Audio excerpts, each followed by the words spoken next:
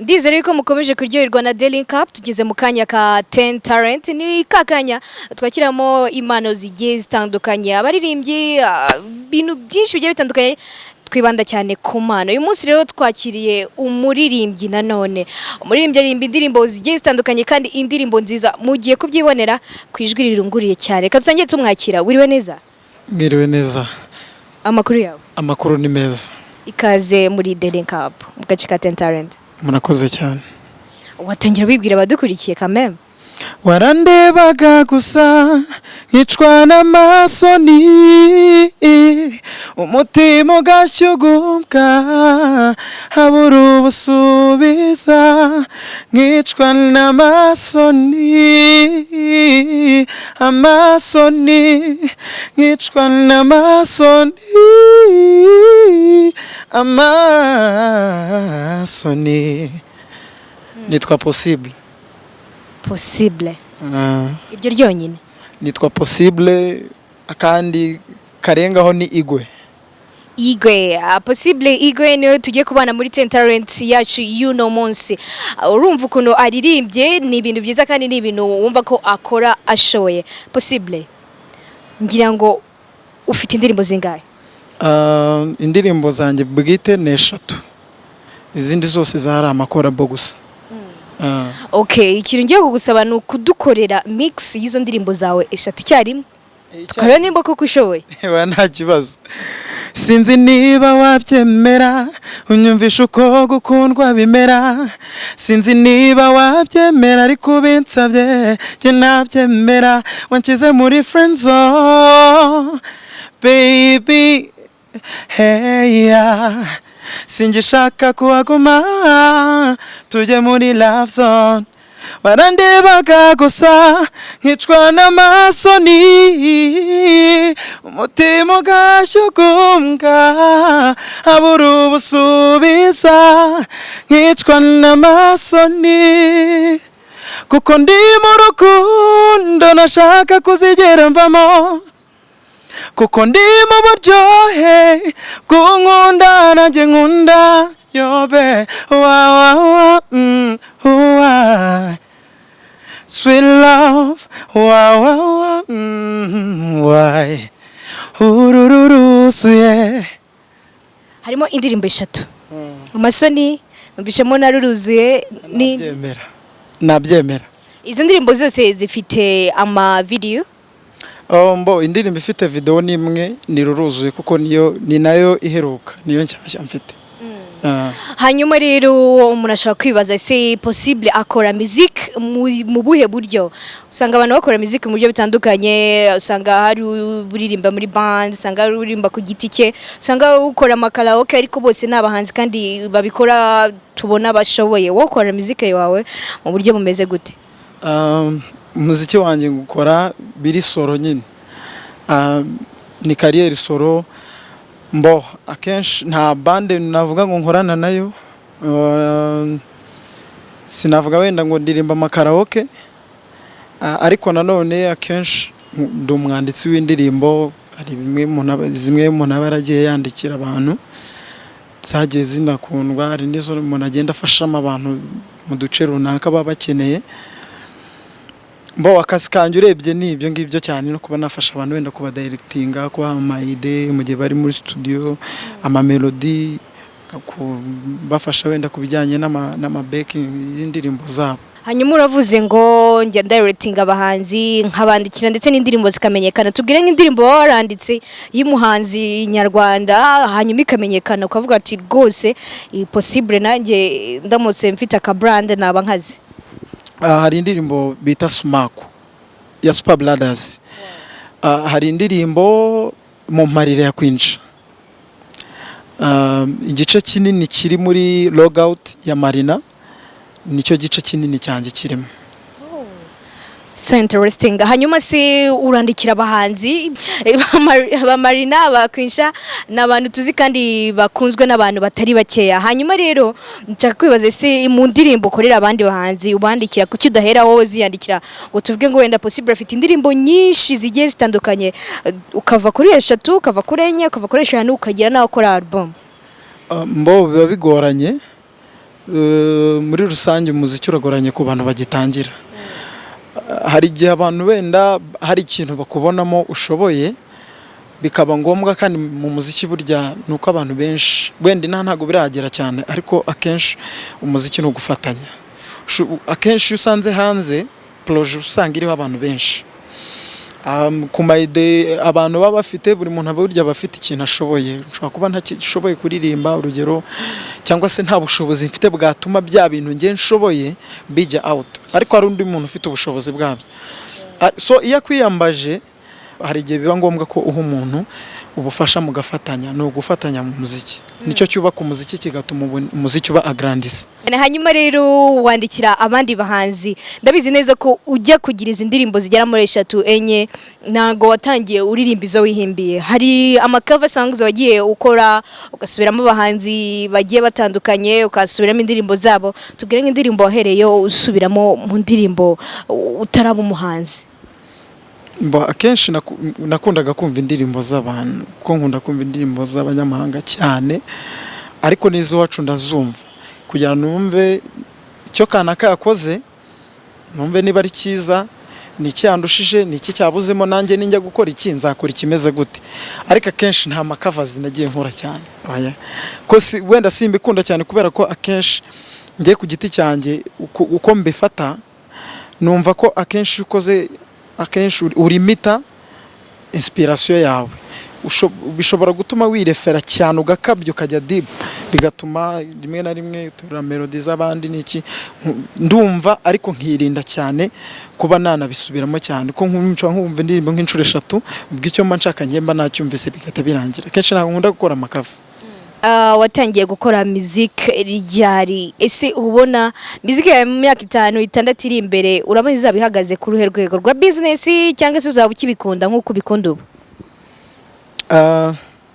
Mundi nuko abantu wenda tubyitiranya, ariko mbere na mbere hatangira kuba ikintu ari impano, bitangira kuba ari impano. Iyo bizita ari impano buryo urabikora gahita bivamo, nyuma yaho bikaba akazi, ko akazi turabizi ko ariko ariyo business. So iyo uhaye ikintu agaciro kiza kuguhira, kuko iyo umuntu akeneye ko hit niyo amafaranga niyo business. So nuvuga ngo muri iyo myaka nyine hari icyo umuntu abavuga ngo arateganya, arifuza ko kizavamo icyo kintu nyine runaka. Banifuza ko nyine cyazavamo icyo kintu cyazantunga, kuko urumva ko deja ni ikintu nkunda. Ikintu ukunda, iyo ukunda imodoka ubwo byanga byakunda ubuzaba umushoferi cyangwa se uzahizava. So kubikunda rero, kuba nzi ko nkunda uwo muziki kandi nshaka ko hari aho ugera, iri sufi yuko kigomba kuba business. Kugeza ubu ngubu ufite indirimbo 3, ariko hari ubwo uvuga ngo ndateganya gukora indirimbo mu byumweru 3 biri imbere. Ese ufite projet iki runaka abantu bagukunda, bakumvisha akanya bagahita bagukunda, bategereza bakavuga ngo possible tumwiteze iki ngiki? Projet zirahari, ariko wenda ntago umuntu ahita avuga ngo ni imwe imeze gutya indi imeze gutya, ariko zirahari. Umuntu hari uburyo abatekereza, kuko akenshi umuntu arimo kwikorana ku giti cye biragoye. Muri no muziki iyo umuntu adafite undi muntu barimo gupushingana biragorana. Sinshidikanya ko uri kutwumva, uri kutureba, agomba kubona ko ushoboye koko nibyo, ariko sindibaza no kubera iki utabona ugufasha manager, umuntu kuba hafi agutera inkunga ndetse aguha n'ibitekerezo muri muziki yawe. Hari uwo twatangiranye dukorana, wenda nta contrat dufitanye, tangiye nkorana na Davidenko producer. Nanashimira cyane kuko hari igice kinini cya experience mfite nkura kuri we. Mu gihe wenda habayeho ikintu cyo kuba séparé, niho urumva nagiye muri yo kumva gutekereza nakora iki. Urumva ndi ngenyine, abantu benshi wenda bari benshi nako bakibize bazi ko turi kumwe kandi tutakiri kumwe. Urumva biragoye kugira ngo uhite ubona umuntu mu gihe bakuzi kwa kanaka, babigoranye. So ubwo mu gihe mubabashije kuyibona, bareberera inyungu z'imiziki y'abahanzi mu Rwanda, so bo barumva kandi benshi gerageza no kubakontakta kugira ngo byibura bamenye ko byibura mpari ndi njyenyine ukanavugisha n'umuntu babigoranye ariko then I hope ko bizaba. Ese ni iki kintu kikugora nko wavuze yuko kwikora ku giti cyawe bigora, ni iki kikugora uretse ubufasha, ni iki kikugora? Bo ikintu kigorana muri rusange ni ku bantu benshi ni promotion. None ko umuntu kizamukaho kiba ari ikintu gikomeye cyane kuko abantu baba ari benshi kandi akenshi umuntu ntago wizera ikintu utaramenya neza. So uwo muntu rero umunyamakuru burya ntago akenshi wenda mbimbogamize ngo ku banyamakuru ngo mbogamire ku ruhande rwanjye, baba barebwa n'abantu benshi, baba bakenewe n'abantu benshi kandi kwizera umuntu yes urabyumva ariko akenshi bisaba ngo nyine nabo baba bahuze n'iki nawe wumva ushaka guhita upenetra byihuse ariko burya biragorana. Ako promotion nicyo kintu kigora umuntu w'umuhanzi, umenya ngo ndaca muri ino nzira kanaka wenda ari bize ntari nabashe no gufata niyo telefone ugacika intege. Donc ikintu cya promotion nicyo kiba ari ikintu gikomeye cyane. Hanyuma turimbira akaririmbo Teka nkore ku ndirimbo yanjye cyashya ruruzuye. Sheri wanje nkunda ukuntu wivugira, mutima wanje nkunda ukuntu wisekera, na na na na wowe udatuma umubiri uhungabana, nalingiyo mama ibyiyumviro byanjye wabihaye, karibu yabaga byashobokaga, sweet love tukamenya iby'ejo hazaza, kuko ndi mu rukundo nashaka kuzigera mvamo, kuko ndi mu buryohe bw'unkunda nanjye nkunda yobe wa my sweet love why urururu pa ta ta ta sweet love ta ta ta urururu yeah.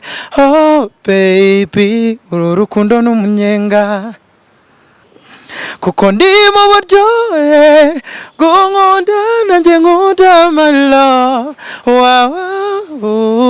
why my sweet love